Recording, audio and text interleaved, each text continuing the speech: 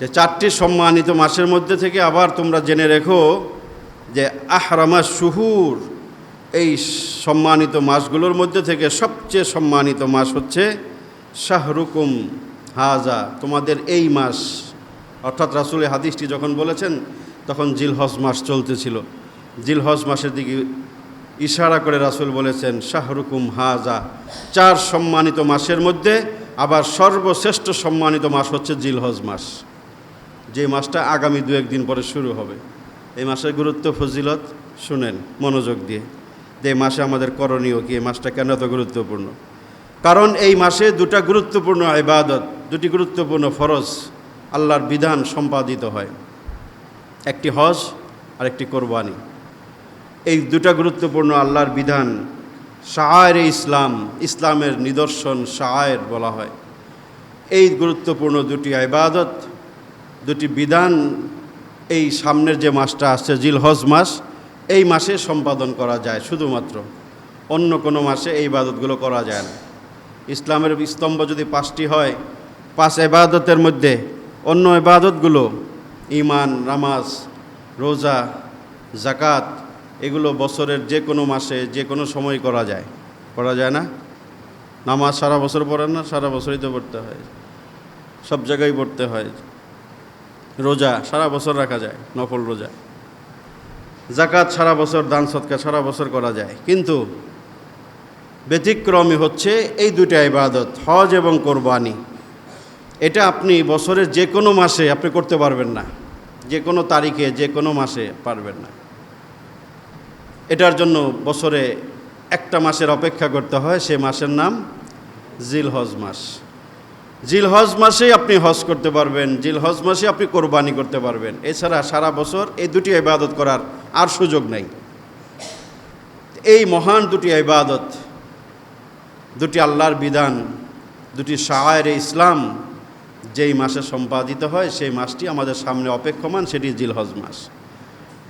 তো সেই মাসে 2টি ইবাদতের মধ্যে অন্যতম একটি ইবাদত হচ্ছে হজ। এটি ইসলামের 5 স্তম্ভের অন্যতম একটি গুরুত্বপূর্ণ স্তম্ভ বলা হয় হজ। এটি একাধারে শারীরিক এবং আর্থিক ইবাদত। সামর্থ্যবানদের উপরে জীবনে একবার আল্লাহ পাক এই বিধানটাকে ফরজ করে দিয়েছেন। কুরআনুল কারীম আল্লাহ পাক এই বিধানের কথা বিভিন্ন জায়গায় বলেছেন। কোনো মাসের নাম আল্লাহ পাক কোনো ইবাদতের নামে রাখেন নাই।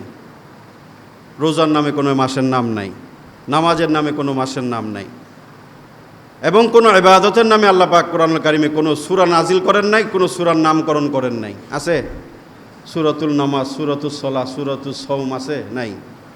সূরাতুজ যাকাত নাই। কিন্তু সূরাতুল হজ 17 নম্বর পারায় 10 নম্বর পৃষ্ঠার শেষ লাইনে যে সূরাটা শুরু হয়েছে, ওই সূরার নাম সূরাতুল হজ। এই একটা মাত্র ইবাদতের নামে আল্লাহ পাক সূরার নামকরণ করেছেন, একটি সূরা নাজিল করেছেন এবং একটি মাসের নামকরণ করেছেন। কুরআন আল্লাহ পাক বলেছেন আল হাজ্জু আশহুরুম মা'লুমাত, আল হাজ্জু আশহুরুম মা'লুমাত ফামান ফারাদা ফীহিন্নাল হাজ্জা ফালা রাফাসা ওয়ালা ফুসুকা ওয়ালা জিদালা ফিল হজ। আল্লাহ বলেন কয়েকটি মাস হজের জন্য নির্ধারিত। আল হাজ্জু আশহুরুম মা'লুমাত, আল্লাহ বলছেন কয়েকটা মাস হজের জন্য নির্ধারিত, তার মধ্যে অন্যতম গুরুত্বপূর্ণ মাস হচ্ছে জিলহজ। এছাড়া শাওয়াল, জিলকদকেও হজের মাস বলা হয়। কেন বলা হয় আগেও বলছি, ওই মাসগুলোতে এহরাম বেঁধে হজের নিয়ত করলে ওই এহরাম দিয়ে হজ করা যায়, হজের কার্যাবলী আরম্ভ করা যায়। এই জন্য ওই 2টা মাসকে হজের মাস বলা হয়। তা হজের কয়েকটি মাস আল্লাহ পাক কোরআনে বলেছেন, তো কয়েকটি মাসের মধ্যে সবচেয়ে ইম্পর্টেন্ট মাস, যেই মাসে হজটা সম্পাদন হয়, সেটি হচ্ছে জিলহজ মাস। আল হাজ্জু আশহুরুম মা'লুমাত, এই মাসের নামকরণ কয়েকটা মাস হজের মাস বলে আল্লাহ পাক আখ্যায়িত করেছেন, ঘোষণা করেছেন। এবং বিশেষ করে সামনের যে মাসটা জিলহজ মাস, এই মাসের নামকরণ করা হয়েছে সেই মহান আল্লাহর ইবাদত, মহান ফরিজা, আল্লাহর বিধান হজের নামেই এই সামনের যে মাসটি আমাদের সামনে, সেই মাসে আল্লাহ পাক নামকরণ করেছেন। এবং কোরআনে কারিমের ভিতরে একটি সূরার নামকরণ সেই নামে আল্লাহ পাক কোরআনুল কারিমের ভিতরে বলেছেন। তো এই আয়াতে মাঝে আল্লাহ বলেছেন আল হাজ্জু আশহুরুম মা'লুমাত ফামান ফারাদা ফীহিন্নাল হাজ্জা ফালা রাফাস ওয়ালা ফুসুকা ওয়ালা জিদালা ফিল হজ। কয়েকটি মাস হজের জন্য নির্ধারিত, তার মধ্যে যে মাসে সম্পাদন হয় হজ সেটি হচ্ছে জিলহজ মাস। এবং হজের মাঝে 3টা কাজ আল্লাহ পাক বিশেষভাবে এই আয়াতের মাঝে নিষেধ করেছেন। এই 3টা কাজ করা যাবে না। ফামান ফারাদা ফীহিন্নাল হাজ্জা ফালা রফাস ওয়ালা ফুসুক ওয়ালা জিদালা ফিল হাজ। কোনো রকম যৌনাচার হজের মাঝে সম্পূর্ণভাবে নিষেধ। ওয়ালা ফুসুক, সব ধরনের পাপাচারিতা, পাপ কাজ হজের মাঝে নিষেধ। ওয়ালা জিদাল, ঝগড়া ফাসাদ করা, হিংসা বিদ্বেষ, ঝগড়া ফাসাদ, মারামারি সম্পূর্ণ নিষেধ। 3 কাজ যদি কেউ করে তাহলে তার হজ হবে না, একেবারেই নিষিদ্ধ এই কাজগুলো। কেউ যদি হজে যায় ঝগড়া করে, হজ শেষ। হজে যায় যদি যৌনাচার করে, হজ শেষ। মনে মনে চোখের জিনা, হাতের জিনা, মুখের জিনা, কলবের জিনা, যেই ধরনের যৌনাচার, কোনো ধরনের যৌনাচারে যদি কোনো হাজি সাহেব লিপ্ত হয়, হজ সাথে সাথে বাতিল হয়ে যায়। এবং ওয়ালা ফুসুক, পাপাচারিতা, হজে যায় পাপ কাজ করতেছে, মিথ্যা বলতেছে, সুদি ব্যবসা করতেছে, আরও যত রকম পাপ কাজ আছে শরীয়তে নিষিদ্ধ যত কাজ, সেগুলো যদি কোনো হাজি সাহেবরা করেন তাহলে এই লক্ষ টাকা ব্যয় করার পরেও তাদের ইবাদতটা মকবুল হবে না, গ্রহণযোগ্য হবে না, সেই ইবাদতটা সম্পাদন হবে না। তো হজ এটা একটি শারীরিক এবং আর্থিক ইবাদত। এটার জন্য শারীরিক সক্ষমতা লাগে এবং আর্থিক সক্ষমতা লাগে। আল্লাহ কোরআনে বলেছেন আর্থিক সক্ষমতা এটা এত বায়োমিটার দিয়ে মাপার দরকার নাই। ওই পর্যন্ত যাওয়া আসার যদি সামর্থ্য থাকে, প্লেন ভাড়া, হোটেল ভাড়া, যাতায়াতের খরচ যা লাগে সেটা যদি আপনার কাছে থাকে, আর ওই সময়টুক পরিবারের ভরণ পোষণের জন্য কিছু খাবার দাবার রেখে যাওয়ার মতো সামর্থ্য যদি আপনার কাছে থাকে, আপনার উপর হজ ফরজ। কয় টাকা, কতটুকু সোনা, কতটুকু রূপা, এত হিসাবের দরকার নাই। এটা আপনি ভালো বুঝেন।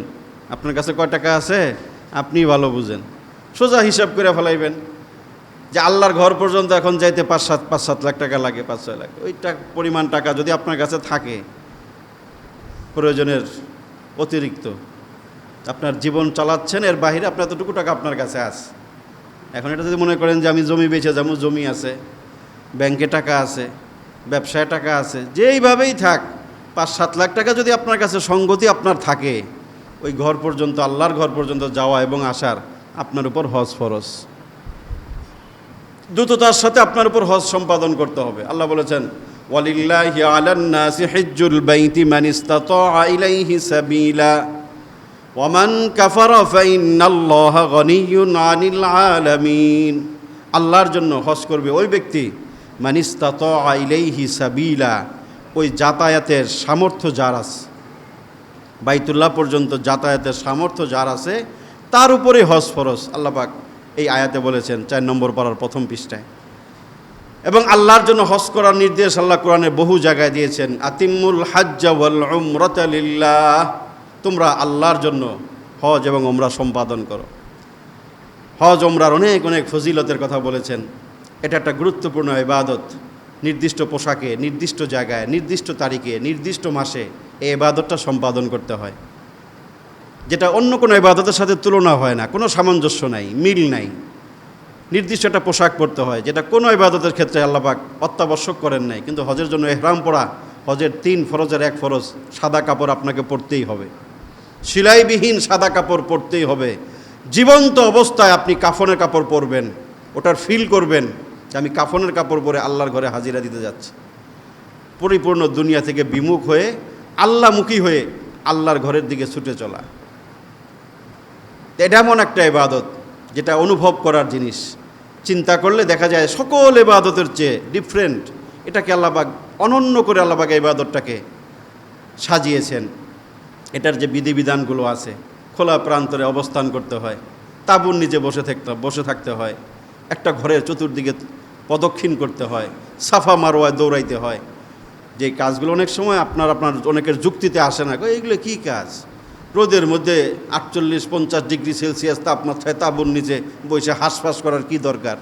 হ্যাঁ, আরাফার ময়দানে খোলা আকাশের নিচে অবস্থান করা, এটা হজ। হজের 3 ফরজের আরেক ফরজ ইয়াউমুল আরাফা, 9 জিলহজ আরাফার ময়দানে অবস্থান করা, এটা করতেই হবে। আপনি যতই লাট বিলাট হন, খান বাহাদুর হন, আপনাকে ওই ময়দানে ওই পোশাকে যেতেই হবে। ওই পোশাকে ওখানে আপনি যাবেন, মাথা চাচতে হবে, চুলের পাঙ্কু না, সব চুল ফেলে দিতে হবে, সফান সফা, মাথা চেঁচে আপনাকে পরিষ্কার করে ফেলতে হবে। এই যে বিধানগুলো, এগুলো হজের বিধান। প্রচণ্ড শারীরিক সক্ষমতা প্রয়োজন। অনেকে মনে করে বুড়া বয়সে যামুনে, জীবনে একবার সারা জীবন যত কুকাম আকাম যা আছে গুনা টুনা করি, সমস্যা নাই, শেষ জীবনে যাইয়া আল্লাহর ঘর দৈরা তওবা তিল্লা করে একবার ফেরেশতা হয়ে আসমনে। না, এটা ধোঁকা। হাদিসে রাসূল বলছেন, তাআজ্জালু, দ্রুততম সময়ে তুমি হজ করো, ফাইন্নাহু লা ইয়াদরি মা ইয়ারিজু লাহু। তুমি জানো না আগামীতে তোমার জন্য কি অপেক্ষা করতেছে, সামনের দিন তোমার জন্য ভালো না মন্দ তুমি জানো না। এজন্য রাসূল বলছেন, তোমার উপর যদি হজ ফরজ হয়, তোমার যদি অতটুকু সামর্থ্য থাকে, দ্রুততম সময়ের ভিতরে তুমি এটা সম্পাদন করো। হতে পারে আগামীতে তোমার কাছে টাকা নাও থাকতে পারে, অথবা তোমার শারীরিক সক্ষমতা নাও থাকতে পারে। দুইটার যে কোনো একটা মিস হয়ে গেলে তো আপনি যেতে পারবেন না। হজের জন্য প্রচণ্ড শারীরিক সক্ষমতা লাগে। যারা গেছে জিজ্ঞাসা করেন, আমি যতবার গেছি আমার কাছে মনে হয়েছে সকল ইবাদতের মাঝে সবচেয়ে কঠিন শারীরিক ইবাদত হচ্ছে হজ। সবচেয়ে কঠিন আমার কাছে মনে হয়েছে। যখন আজ থেকে 5-7 বছর আগে প্রথম যখন হজ করি, তখনও আমার কাছে মনে হয়েছে যে এটা অনেক কঠিন একটা ইবাদত। মাইলকে মাইল পায়ে হেঁটে চলতে হয়, রোদের মাঝে চলতে হয়, গরম উপেক্ষা করতে হয়, সহ্য করতে হয়। তো ওই রকম পায়ের শক্তি, শরীরের শক্তি না থাকলে কারো পক্ষে হজ সম্পাদন করা যায় না। ওখানে গাড়ি নাই, তো রিক্সা বাংলাদেশের নাই, কয়েক মাইল এরিয়ার ভিতরে কোনো বাহন নাই, তো সেখানে তো আপনার শরীরের জোর দিয়ে চলতে হবে আপনাকে। ওই ইবাদতগুলো, ওই বিধানগুলো আপনাকে আদায় করতে হবে। এই জন্য সক্ষম অবস্থায় হজে রওনা দেওয়া, এটার জন্য দীর্ঘ সময় অপেক্ষা না করা। হাদিস রাসূল বলছেন, বড় জোর 5 বছর সময় দিয়েছেন। একটা সহিহ হাদিসে রাসূল বলে গেছেন, কার ওপর হজ ফরজ, 5 বছরের ভিতরে অবশ্যই তোমাকে হজ সম্পাদন করতে হবে। প্রথম বছরই গেলা না, বাহানা করলা, পরের বছর যাও, তাও গেলা না, পরের বছর যাও। এইভাবে 4 থেকে 5 বছর পর্যন্ত অপেক্ষার পরে রাসূল বলেছেন, তারপরেও যদি না যায় তাহলে সে সর্বপ্রকার কল্যাণ থেকে ওই ব্যক্তি মাহরুম হবে, বঞ্চিত হবে। তার জন্য আল্লাহ কল্যাণের দরজা বন্ধ করে দিবেন, যে তুমি কল্যাণ চাও না, তোমার জন্য আর কল্যাণের কোনো দরজা খোলা নাই, কোনো ব্যবস্থা নাই, কল্যাণের দরজা বন্ধ করে দিবেন, তাকে চিরবঞ্চিত করবেন। রাসূল হাদিসে বলে গেছেন। এক হাদিসে রাসূল বলেছেন, যে ব্যক্তি সামর্থ্য থাকার পরেও হজে গেল না, গরিমসি করে, ওই ব্যক্তি সম্পর্কে রাসূলুল্লাহ এতটাই ক্ষুব্ধ, ক্রোধান্বিত হয়েছেন, রাসূল বলেছেন ওই ব্যক্তি ইহুদি না খ্রিস্টান হয়ে মরল, সেটা আমি রাসূল দেখার কোনো দরকার নাই। মানে তার মৃত্যুটাকে ইহুদি খ্রিস্টানদের সাথে রাসূল তুলনা করেছেন। এই ইবাদতটাকে যে অবহেলা করে, অবজ্ঞা করে, কারণ টাকা পয়সার বিষয় তো অনেকে সহজে এটা করতে চায় না। এত টাকা, এখন দিন দিন এটা বাড়তেছে, দিন দিন এটা বাড়তেছে। একটা সময় তো ছিল 8 লাখ টাকা। আমি তো ওই করোনার সময় 8 লাখ টাকার হজও করছি, যখন সব বন্ধর পরে প্রথম চালু হয়েছে। ওই বছর ছিল 8 লাখ টাকা লাগছে শুধু যাইতে আইতে, এখন মনে হয় 5-6 লাখ টাকা। তো প্রচণ্ড টাকার বিষয় তো, ওই জন্য অনেকেই এটাকে, এই ইবাদতটা সম্পাদন সহজে করতে চায় না। আরে যেমন বাড়ি ঘর করি নাই, এখনও মাইয়া বিয়া দেই নেই, জমি জমা দুনিয়া গুছাইতে পারি নাই, পরে যামুনে। তাই দুনিয়া গুছাইতে গুছাইতে আখেরাতের টিকিট লেগে যায়, কবরের টিকিট লেগে গেছে, মৃত্যু মুখে পতিত হয়েছে, তখন আর সময় নাই, শরীরের সক্ষমতা নাই। এরকম বহু মানুষ আমি দেখেছি, এইখানে বসে আমি দেখেছি। অনেক প্রতাপশালী এলাকার ভিতরে ছিল, অনেক সম্পদের মালিক, অনেকবার বলছি যায় নাই, শেষ মুহূর্তে এখানে আমার দরজার সামনে বসেও কাঁদছে, হুজুর আর তো পারলাম না, আমার মনে হয় জীবনের সময় ফুরায় গেছে। তো বললাম তো যান নাই তো। তার সন্তানরা এই ফরজ ইবাদত সম্পাদন করবে কোনো গ্যারান্টি নেই, আমার জানা মতে করে নাই। বাপে নিজেরটা নিজে করে নাই, সন্তানে করবো লাখ লাখ টাকার ইবাদত, 2 টাকার 40 কেউ কোনো রকম করলে করে। মৃত্যুবার্ষিকী জিলাপি কয়টা নিয়ে এসে খাওয়াই দিছে, 2 কেজি, শেষ, বাপের হক আদায় হয়ে গেছে, ঠিক না?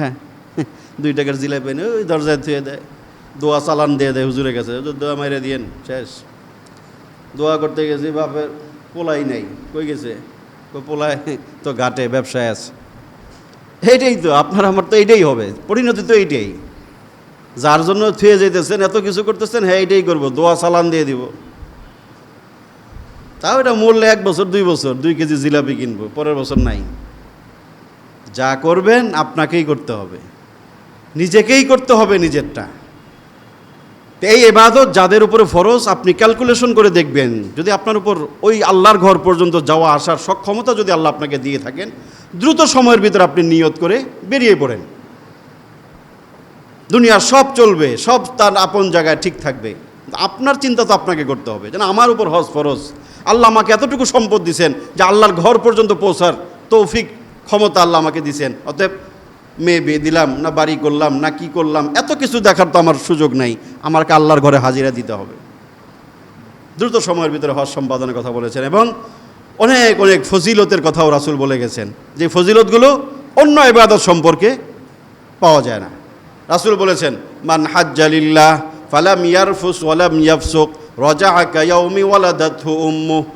যেই ব্যক্তি একমাত্র আল্লাহর জন্য হজ করলো, ফালাম ইয়ারফুস ওয়ালাম ইয়াফসুক, এবং ওই ব্যক্তি হজের মাঝে কোনো রকম পাপাচারিতায় যৌনতায় লিপ্ত হয় নাই, আল্লাহর হুকুম মতো হালাল পয়সায় হালাল টাকায় গুনাহমুক্তভাবে যে ব্যক্তি হজ করলো, রাসূল তার পুরস্কার সম্পর্কে বলেছেন, রাজাআ কায়াউমি ওয়ালাদাতহু উম্মুহ।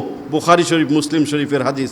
ওই ব্যক্তি তার বাসায় এমন অবস্থায় ফিরে আসলো যেমন সদ্য ভূমিষ্ঠ একটা বাচ্চা যেমন নিষ্পাপ হয়, গুনাহমুক্ত থাকে, সেরকম নিষ্পাপ অবস্থায় ওই হাজী সাহেব তার বাসায় ফিরে আসে।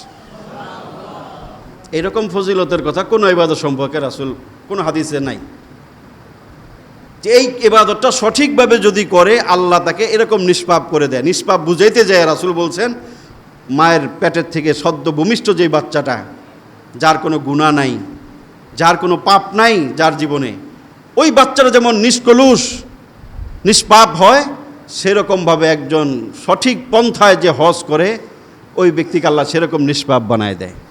মানে তার গায়ে একটা গুনার দাগও থাকে না, একটা গুনার স্পট তার গায়ে থাকে না, আল্লাহ সব মুছে দেয়, যদি বান্দার হক সংশ্লিষ্ট না হয়।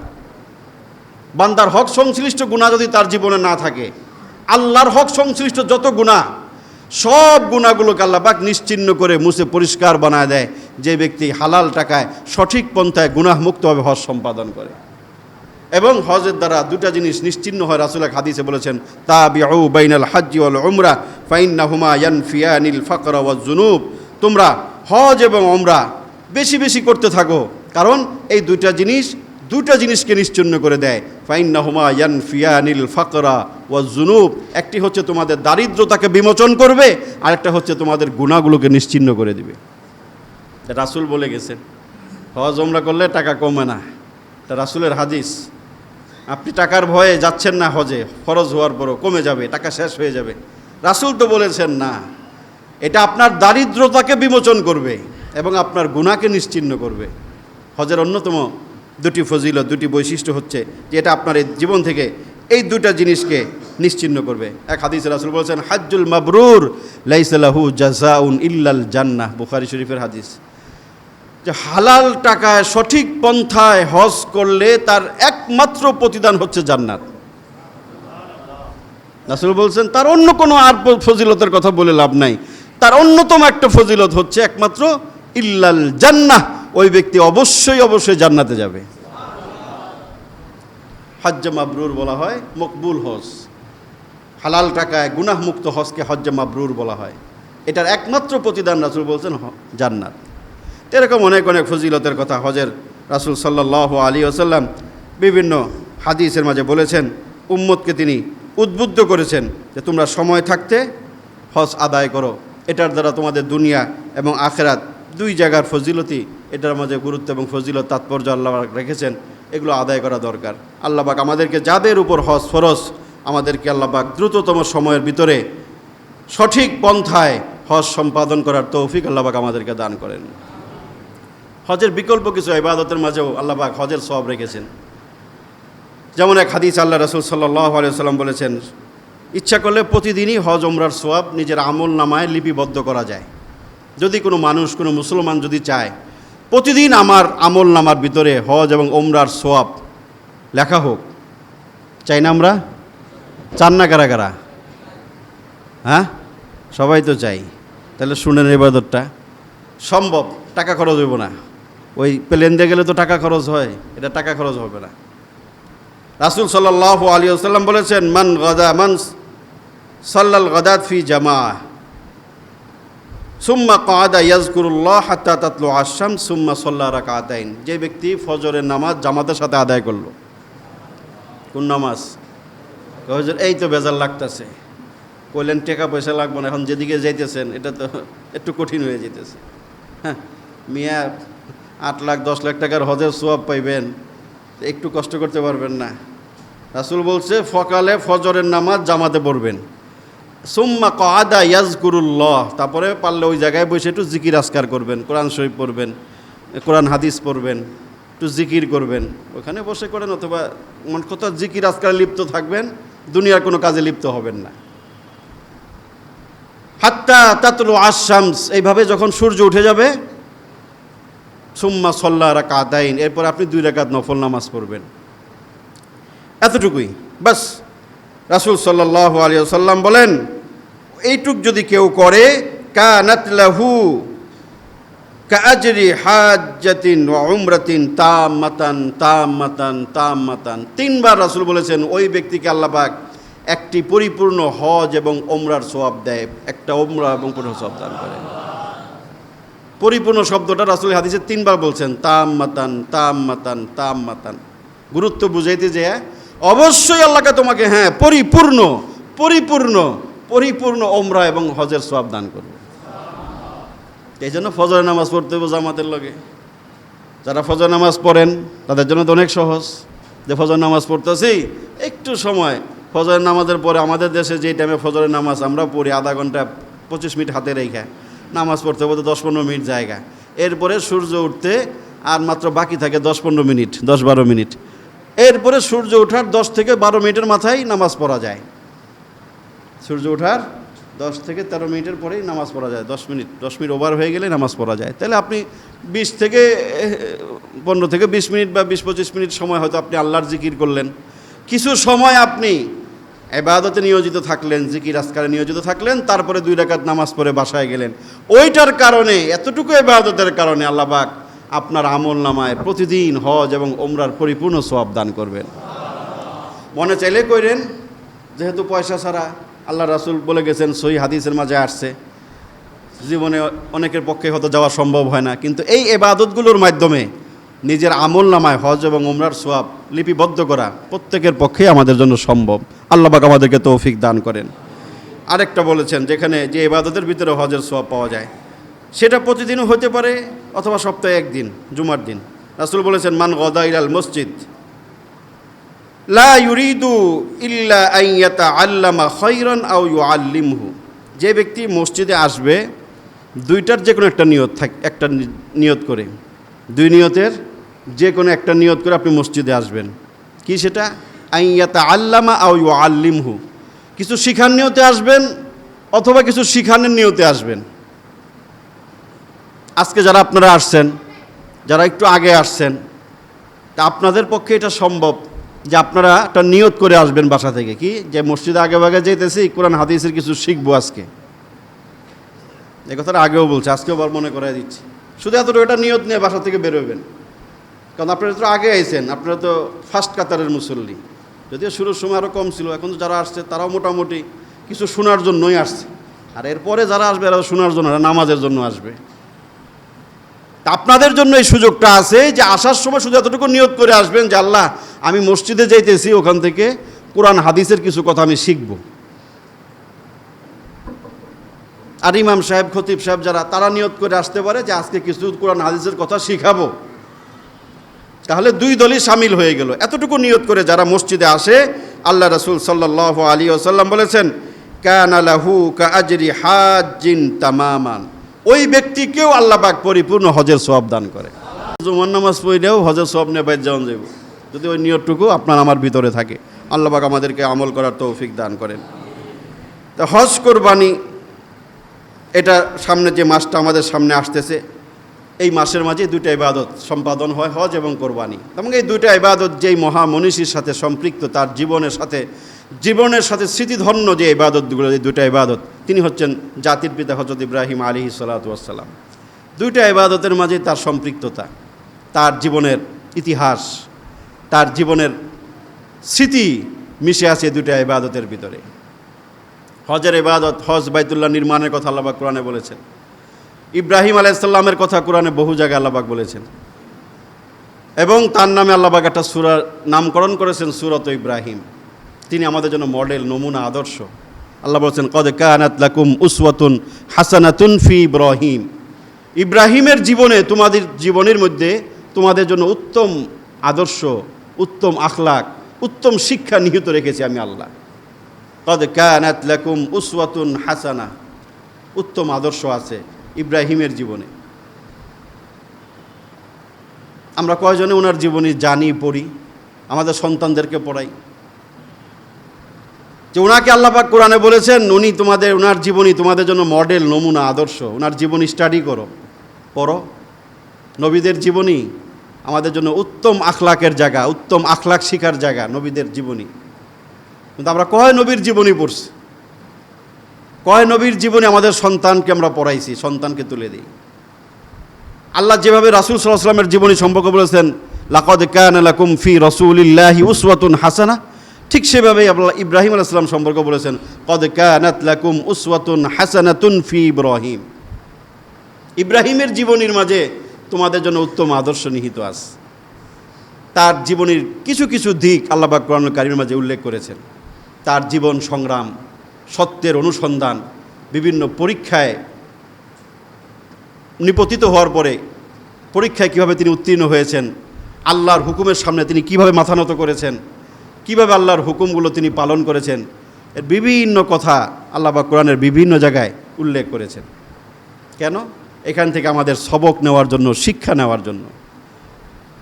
ইব্রাহিম আলাইহিস সালাতু ওয়াস সালাম হজের অনেক কার্যাবলীর সাথে তার স্মৃতিগুলো মিশে আছে। তিনি যখন ঘর নির্মাণ করেছেন বাইতুল্লাহ, বর্তমান প্রায় 13 নম্বর নির্মাণের উপর বাইতুল্লাহ। এর আগে আরও 12 বার এটা নির্মাণ হয়েছে। প্রথম নির্মাতা ছিলেন ফেরেশতারা, এরপরে ধাপে ধাপে এটা আরও পুনর্নির্মাণ হয়েছে। সর্বশেষ 13তম নির্মাণের উপর বর্তমানে প্রতিষ্ঠিত হাজ্জাজ বিন ইউসুফ, তারপরে আরেকজন বলা হয়, এই নির্মাণ স্ট্রাকচারের উপরই আছে। কিন্তু কুরআনুল কারীমের ভিতরে আল্লাহ পাক ইব্রাহিম আলাইহিস সালামের বাইতুল্লাহ নির্মাণের ঘটনা আল্লাহ পাক উল্লেখ করেছেন। তিনি যে বাইতুল্লাহ নির্মাতা ছিলেন, নির্মাণ করেছেন, এটা আল্লাহ পাক কোরআনে বলেছেন ওয়াইয ইয়ারফাউ ইব্রাহিমুল কাওয়াইদা মিনাল বাইতি ওয়া ইসমাঈল। বাপ পিতা এবং সন্তান দুজনে মিলে বাইতুল্লাহ নির্মাণ করছেন, এই কথা আল্লাহ পাক সূরা বাকারা 1 নম্বর পারার 19 নম্বর পৃষ্ঠায় বলেন ওয়াইয ইয়ারফাউ ইব্রাহিমুল কাওয়াইদা মিনাল বাইতি ওয়া ইসমাঈল। ইব্রাহিম এবং ইসমাইল দুইজনে মিলে আমার ঘরকে তারা বুলন্দ করতেছিল, নির্মাণ করতেছিল। নির্মাণ করার পরে তারা দোয়া করছে রব্বানা তাকাব্বাল মিন্না ইন্নাকা আনতাস সামিউল আলিম। আল্লাহ, এই যে আমরা করলাম কাজ আপনার নির্দেশে, আপনি মেহেরবানি করে আমাদের পক্ষ থেকে এই শ্রম, এই কষ্ট, এই নির্মাণ, এটাকে আপনি কবুল করে নেন। রব্বানা তাকাব্বাল মিন্না ইন্নাকা আনতাস সামিউল আলিম রব্বানা ওয়াজআলনা মুসলিমাইনি লাকা ওয়া মিন যুররিয়্যাতিনা উম্মাতাম মুসলিমাতাল লাক ওয়া আরিনা মানাসিকানা ওয়া তুব আলাইনা ইন্নাকা আনতাত তাওয়াবুর রহিম। এগুলো আল্লাহর কাছে দোয়া করছে। যে কোনো ভালো কাজ করার পরে আল্লাহর কাছে মকবুলিয়াতের দোয়া করতে হয়। আল্লাহ আমাদেরকে আপনি হজের কার্যাবলী শিখায় দেন, আমাদের সন্তানদেরকে কবুল করেন, তিনি দোয়া করছেন। নির্মাণ শেষ হওয়ার পর আল্লাহ পাক তাকে নির্দেশ করলেন আযজিন ফিন্নাসি বিল হাজ্জি ইয়াতুকা রিজালা ওয়া আলা কুল্লি দামিরিন ইয়াতিনা মিন কুল্লি ফাজ্জিন আমিক। ঘর বানানোর পরে আল্লাহর সাথে যোগাযোগ করছে, আল্লাহ এখন বানাইছি কি করবো? আল্লাহ বলেন তুমি পাহাড়ের মাঝে উঠে হজের ঘোষণা দাও, তোমার এই ঘোষণা প্রতিটা মানুষের কর্ণকুহরে আমি আল্লাহ পৌঁছে দিব। পৌঁছাইছে। দুনিয়াতে যত মানুষ ছিল তাদের কানে তো পৌঁছছে, যারা আলমে আর ওয়াহ রুহের জগতে ছিল তাদের কানের মাঝেও আল্লাহ পাক আওয়াজ পৌঁছায় দিছে। আল্লাহ বলেন তোমার এই আওয়াজ শোনার পরে কিয়ামত পর্যন্ত পৃথিবীর বিভিন্ন প্রান্ত থেকে মানুষ বাহনে আরোহণ করে, পায়ে হেঁটে, দূর দূরান্ত থেকে মানুষ এই ঘরের দিকে ছুটে আসবে, যা আজও চলমান। পৃথিবীর বিভিন্ন প্রান্ত থেকে মানুষ সেই ঘরের দিকে ছুটে যায়। তো তিনি বাইতুল্লাহ নির্মাণ করেছেন। এটা তার জীবনের অন্যতম একটি গুরুত্বপূর্ণ কাজ ছিল। তার জীবনে অনেকগুলো পরীক্ষার কথা আল্লাহ কোরআনে বলেছেন, ওয়াইজিব তালা ইব্রাহিম রব্বহু বিকালিমাতিন ফাতাম্মাহুন। আমি ইব্রাহিমকে অনেকগুলো তার জীবনে পরীক্ষা নিয়েছি। মানুষের জীবনে পরীক্ষা থাকবে অবশ্যম্ভাবী রূপে। পয়গম্বরদের জীবনে সবচেয়ে বেশি পরীক্ষা ছিল, তাদের জীবন সবচেয়ে কঠিন ছিল। বিভিন্ন অবস্থার মধ্যে দিয়ে তাদের জীবন গেছে, কঠিন থেকে কঠিন জীবন সময় তারা অতিক্রম করেছেন পয়গম্বররা। আপনার আমার জীবনেও পরীক্ষা থাকবে। পরীক্ষার সময় ধৈর্য ধারণ করে আল্লাহর উপর ভরসা করে পথ চলতে হয়, সেই শিক্ষাগুলি নবীদের জীবনের মাঝে পাওয়া যায়। আল্লাহ বলেন, তাকে আমি যতগুলো পরীক্ষা করেছি ইব্রাহিমকে, সকল পরীক্ষায় তিনি সফলতার সাথে উত্তীর্ণ হয়েছেন। বড় বড় পরীক্ষা জানেন, শিরিকের বিরুদ্ধে সংগ্রাম, পৌত্তলিকতার বিরুদ্ধে সংগ্রাম করেছেন, সত্যের অনুসন্ধানে তিনি বেরিয়েছেন, নিজের দেশ মাতৃকা তিনি ছেড়েছেন, দেশান্তরিত হয়েছেন, মামলা হামলা মাথায় নিয়ে তিনি দেশ পরিত্যাগ করেছেন, নিজের মাতৃভূমি তিনি ছেড়ে দিয়েছেন। অনেক রকম তার জীবনে পরীক্ষা ছিল। আগুনে নিক্ষেপিত হয়েছেন, নিঃসন্তান ছিলেন দীর্ঘদিন, সেই পরীক্ষাও তিনি ছিলেন। এরকম অনেক অনেক পরীক্ষা, বড় বড় পরীক্ষা হিসাব করলে দেখা যায় 10 থেকে 12টা বড় বড় জীবনে তার পরীক্ষা ছিল। সন্তান হওয়ার পরে আরেক পরীক্ষা ছিল, বাইতুল্লাহর পাশে জনমানব শূন্য প্রান্তরে রেখে যাওয়ার নির্দেশ ছিল। আল্লাহ, এখানে রেখে যাও, খাবার নাই পানি নাই, আল্লাহ বলছেন রেখে যাও। এত বছর পরে, 100 বছর পরে তাকে আল্লাহ সন্তান দিয়েছেন। ওই সন্তানকে নিশ্চিত মৃত্যুর মুখে রেখে যাওয়ার জন্য আল্লাহর নির্দেশ দিয়েছেন। তিনি রেখে চলে গেছেন ওই সন্তান আর স্ত্রীকে রেখে। পিছন দিক থেকে স্ত্রী ডাক দিছে, তিনি ঘুরে তাকান নাই, ওদিকে ফিরেই যেদিকে আল্লাহ যাইতে বলছে ওদিকে মুখ করে খালি বলছেন, এটা আমার আল্লাহর নির্দেশ, এজন্য আমি এভাবে রেখে যাচ্ছি। আল্লাহ এজন্য বলেছেন, ইজ ক্বালা লাহু রাব্বুহু আসলিম ক্বালা আসলামতু লিরাব্বিল আলামিন। আমি আমার পয়গম্বর প্রিয় বান্দা ইব্রাহিমকে যখনই বলেছি আসলিম, সারেন্ডার করো, আত্মসমর্পণ করো, ক্বালা আসলামতু লিরাব্বিল আলামিন, সাথে সাথে ইব্রাহিম বলছে, আল্লাহ সর্বজগতের প্রতিপালক, তুমি আল্লাহর সামনে আমি মাথা নত করে দিলাম। ইব্রাহিমের শিক্ষা। সন্তানের গলায় ছুরি চালাইতে কইছে, আরেকটা পরীক্ষা, যেখান থেকে কোরবানির ইতিহাস, সেই পরীক্ষাও তিনি উত্তীর্ণ হয়েছেন।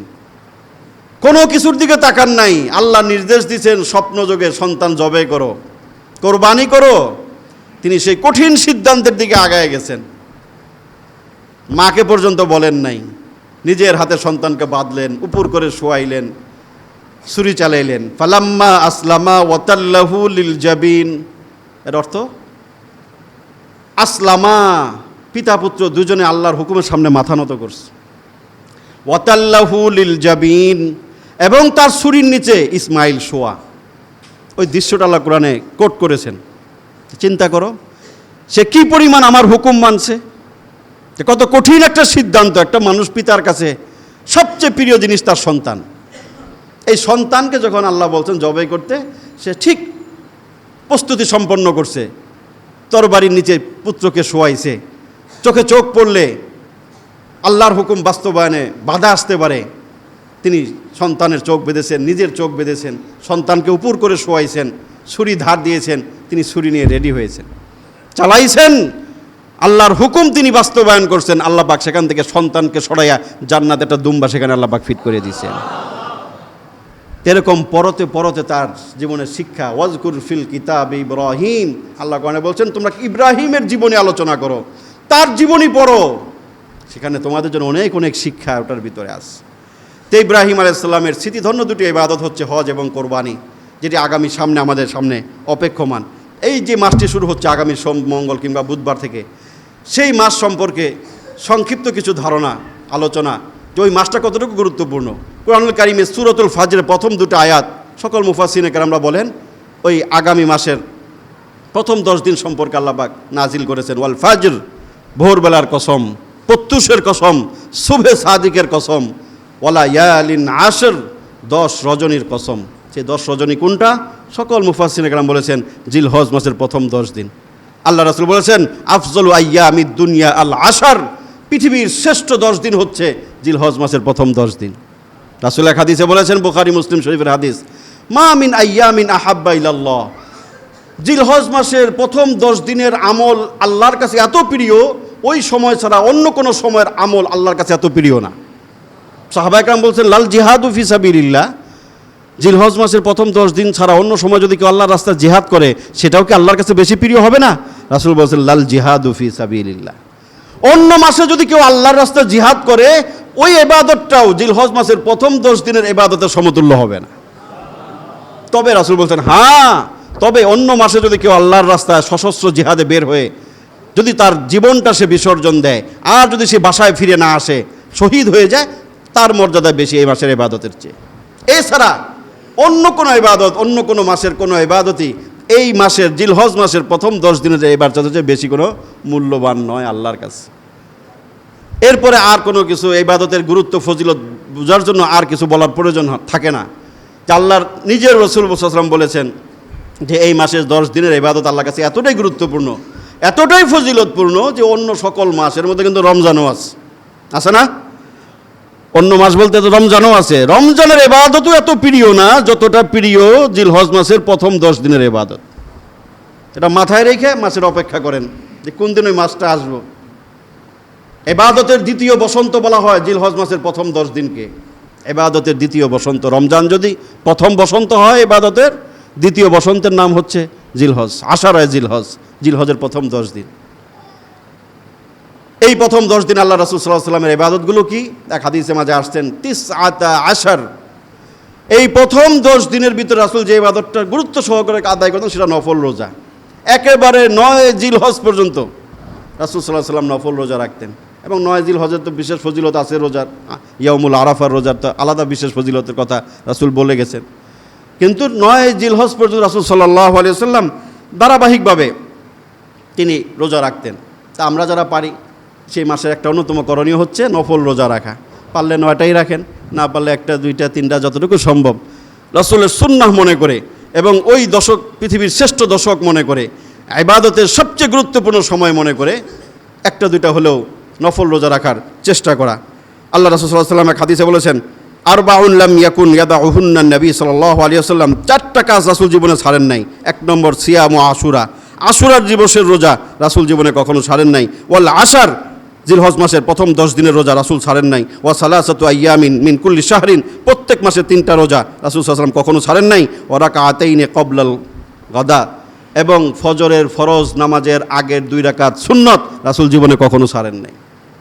4টা ইবাদতের ভিতরে জিলহজ মাসের 10 দিন নফল রোজার কথাও আছে। রাসূল সাল্লাল্লাহু আলাইহি ওয়াসাল্লাম এই মাসে আরেকটি ইবাদত হচ্ছে নখ চুল না কাটা। একাধিক হাদিসে রাসূল সাল্লাল্লাহু আলাইহি ওয়াসাল্লাম বলেছেন যে তোমাদের কেউ যদি কোরবানি করে সেও করতে পারে, যে কোরবানি করবে না, যার উপর কোরবানি ওয়াজিব না, ওই ব্যক্তিও তারা যেন কিয়া না করে। ওই জিলহজের চাঁদ যখন তোমরা দেখবা, সাথে সাথেই তোমাদের নখ চুল গোফ আরও যত অবাঞ্ছিত লোম আছে কাটাকাটি বন্ধ করে দাও, আগের থেকে এগুলো কেটে নাও। যদি না কাটো তাহলে কয়েকটা হাদিসে কয়েক রকম ফজিলতের কথা জানা যায়। এক হাদিসে রাসূল বলেছেন তাকে পরিপূর্ণ কোরবানির সওয়াব আল্লাহ পাক তাকে দান করবেন। তা আপনি কোরবানি করবেন, ওই কোরবানিটা আরও পরিপূর্ণ হবে, ওই সওয়াব পাবেন। আর যাদের কোরবানি ওয়াজিব না, এই আমলের কারণে আল্লাহ পাক তাদেরকে কোরবানির সওয়াব দিবেন, রাসূলের সহিহ হাদিসে বলে গেছেন। আরেকটা হাদিসে বোঝা যায় রাসূল বলেছেন তারা হাজিদের সাহেবদের সাথে সাদৃশ্যতা অবলম্বন করে। কারণ হাজিদের জন্য কী করা নিষেধ? হজের সময়ের ভিতরে চুল নখ টক কাটা নিষেধ। ওই একেবারে 10 জিলহজ করে শয়তানরে পাথর মাইরা তখন যে করতে হয়, কোরবানি করে চুল আর নখ কাটতে হয়। হাজি সাহেবদের সাথে সাদৃশ্যতার কারণে এক হাদিস থেকে বোঝা যায় আল্লাহ পাক তাদেরকে, আল্লাহ চাইলে তাদেরকে আল্লাহ পাক হজের সওয়াব দিয়ে দিতে পারে। এই জন্য এটা নফল মুস্তাহাব ইবাদত। বাকি যদি সম্ভব হয় আমরা আগের থেকে এগুলো কেটে পরিষ্কার হয়ে থাকব। ওই 10টা দিন এগুলো না করলে হতে পারে আল্লাহ পাক আমাদেরকে কোরবানির সওয়াব দিবেন, এবং চাইলে আল্লাহ পাক আমাদেরকে হাজি সাহেবদের সাদৃশ্যতা অবলম্বনের কারণে হজের সওয়াবও আল্লাহ পাক আমাদেরকে দান করতে পারেন। এবং কোরবানির প্রস্তুতি নেওয়া অন্যতম একটা সামনের মাসের আমাদের একটা করণীয় হচ্ছে কোরবানি। যাদের উপর কোরবানি ওয়াজিব, পশু ক্রয় করার মতো সক্ষমতা যাদের আছে তাদের উপরে কোরবানি ওয়াজিব। আপনার মৌলিক প্রয়োজনের অতিরিক্ত যদি মনে করেন যে আমার কোরবানি করার মতো সামর্থ্য আছে, গরু কেনার সামর্থ্য নাই, দরকার নাই, মনে করেন যেটা বকরি ছাগল কেনার সামর্থ্য আল্লাহ আপনাকে দিয়েছেন, তাহলে সেটাও আপনি কোরবানি করবেন, আপনার উপর কোরবানি ওয়াজিব। অতটুকু সামর্থ্য যদি থাকে, একটা বকরি কেনার, ছাগল কিনা, দুম্বা বেড়া, আর যদি সামর্থ্য বেশি থাকে তাহলে আপনি গরু কিনেন, একটা দেন। যে 5 প্রকার পশুর মাঝে কোরবানি হয় তার মাঝে বড় পশু তো উট আর গরুকে ধরা হয়, তো সেটা যদি সামর্থ্য সেটা কিনবেন, এবং সেটা 7 শরীকে যদি মিলে দিতে চান তাহলে সেই সুযোগও আছে। তো কোরবানির জন্য প্রস্তুতি নেওয়া সামনের মাসে, যেহেতু 2টা ইবাদত যারা হজে গেছেন ইতিমধ্যেই তাদের জন্য আমরা দোয়া করি। যাদের উপরে ফরজ আল্লাহ পাক তাদেরকে যেন দ্রুত সময় হজে যাওয়ার তৌফিক দান করেন, এবং কোরবানির মতো গুরুত্বপূর্ণ ইবাদত যাদের উপরে ওয়াজিব হয়েছে আল্লাহ পাক তাদেরকে কোরবানির প্রস্তুতি নেওয়ার তৌফিক আল্লাহ পাক দান করেন।